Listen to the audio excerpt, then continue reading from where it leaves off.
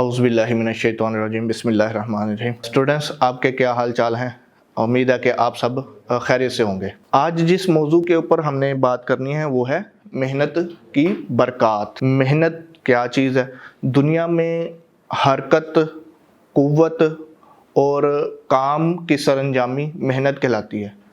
کوئی بھی کام دنیا میں اس وقت تک مکمل نہیں ہوتا جب تک اس کے پیچھے کوئی محنت، لگن اور اس کے اندر کوئی مشقت شامل نہ ہو۔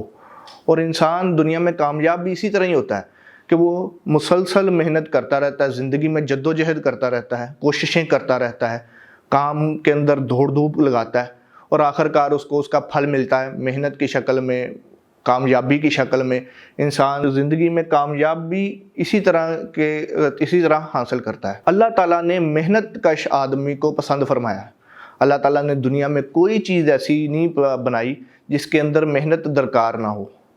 ہر کام کرتے وقت اس کے اندر دوڑ دھوپ لگانی پڑتی ہے، مشقت کرنی پڑتی ہے۔ ہم محنت کے ثمرات نبی اکرم صلی اللہ علیہ وسلم کی سیرت سے دیکھتے ہیں آج، کہ نبی اکرم صلی اللہ علیہ وسلم نے یہ جو اسلام کا ڈھانچہ کھڑا کیا، دنیا کے اندر اللہ تعالیٰ کے دین کو قائم کیا۔ کس طرح قائم کیا؟ آپ صلی اللہ علیہ وسلم نے 23 سالہ زندگی میں دعوت تبلیغ کی، لوگوں کو جا کر بلایا، ان کو اللہ تعالیٰ کی طرف راغب کیا۔ یہ ان کی محنت کا ثمرہ ہے کہ آج ہم دنیا کے اندر اربوں لوگ مسلمان ہیں اور اللہ کے نام لیوا ہیں۔ اسی طرح نبی کریم صلی اللہ علیہ وسلم نے مسجد نبوی کی تعمیر کے اندر حصہ لیا، پتھر اٹھا کے صحابہ کرام کو دیے مسجد کی تعمیر کے اندر۔ پھر غزوہ خندق میں ہم دیکھیں کہ خندق کھودتے ہوئے صحابہ کرام خندق کھود رہے ہیں اور ساتھ ساتھ آپ صلی اللہ علیہ وسلم بھی ان کے ساتھ محنت کر رہے ہیں، کام کر رہے ہیں۔ ایک دفعہ صحابہ کرام رضی اللہ عنہم نے آپ صلی اللہ علیہ وسلم سے جا کر پوچھا کہ یا رسول اللہ صلی اللہ علیہ وسلم، بھوک سے ہم نڈال ہو گئے۔ انہوں نے اپنا کرتا اٹھایا اور اٹھا کے کہا کہ دیکھیں ہمارے پیٹوں کے اوپر پتھر باندھے۔ تو آپ صلی اللہ علیہ وسلم نے اپنا دامن کھولا اور دکھایا تو آپ صلی اللہ علیہ وسلم کے پیٹ کے اوپر 2 پتھر باندھے ہوئے ہیں۔ تو یہ محنت، وہ پھر غزوہ ہم نے جیتی، اللہ تعالیٰ نے جیت سے سرفراز کیا، غزوہ فتح ہوا، تو اس کے پیچھے اتنے لوگوں کی محنت درکار تھی۔ پھر ہم دیکھتے ہیں کہ 1947 14 اگست کا مہینہ چل رہا ہے، تو 14 اگست ہمارے سامنے آ رہی ہے۔ تو یہ 14 اگست کے اندر ہم آزادی منا رہے ہیں، آزاد گھوم رہے ہیں، تو اس کے پیچھے بھی بہت سارے بزرگوں کی محنت ہے۔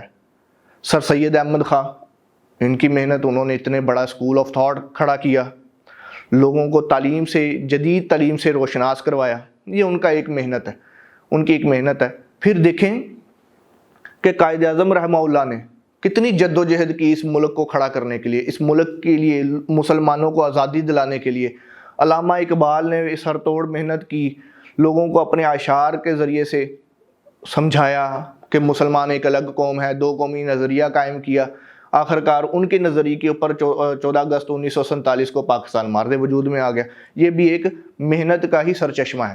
پھر دیکھتے ہیں ہم کسان کو، دیکھتے ہیں ہم جب وہ فصل بوتا ہے، بیج کو بوتا ہے، اور جب تک وہ جب فصل لہلاتی ہے اور اس کو وہ کاٹتا ہے اور بازار کے اندر فروخت کرتا ہے، تو پھر کیا؟ اس کے اندر بھی محنت درکار ہے، مشقت کرتا ہے، دھوڑ دھوپ کرتا ہے، پانی دیتا ہے کھیتوں کو، پھر فصل کو کاٹتا ہے، پھر اس کو چھانٹتا ہے۔ گندم کی بجائے ہم گندم کھاتے ہیں، آٹا کھاتے ہیں، تو وہ گندم کیسے آتی ہے ہمارے پاس خوراک کے ذریعے سے؟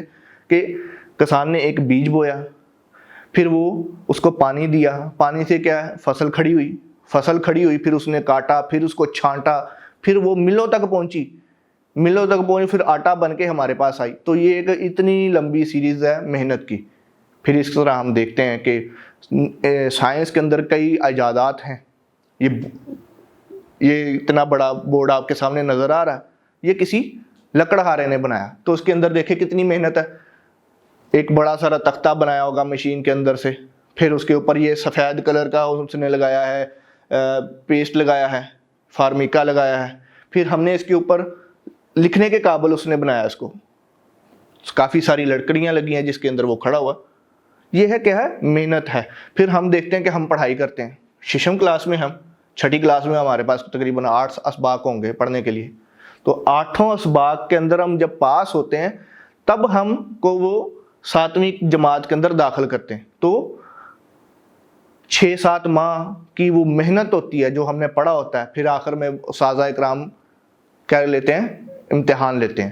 تو اس طرح ہمیں یہ کامیابی ملتی ہے. محنت کی یہ برکات ہیں.